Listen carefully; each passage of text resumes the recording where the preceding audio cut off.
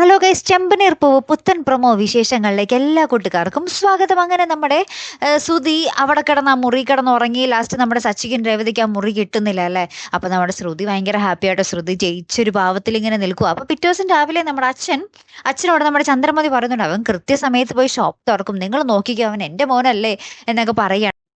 അപ്പൊ നമ്മുടെ ശ്രുതി വന്നിട്ട് നമ്മുടെ ചന്ദ്രമതിയോട് പറയുന്നുണ്ട്, ആന്റി ശ്രുതി ഇതുവരെ എണീറ്റില്ല എന്നിങ്ങനെ പറയുന്നുണ്ട്. അപ്പൊ ചന്ദ്രമതി ആകപ്പാടെ ഞെട്ടിത്തകർന്ന് നിൽക്കുവാട്ടോ, ഇവൻ ഇത്രയും നേരോട്ട് എണീറ്റില്ല എന്നുള്ള രീതിയിൽ. അപ്പുറത്ത് നമ്മുടെ രേവതിയും സച്ചിയും കൂടെ രാത്രി ഉറങ്ങാൻ പോകുന്ന സീനും കാണിക്കുന്നുണ്ട് അതിനിടയിൽ.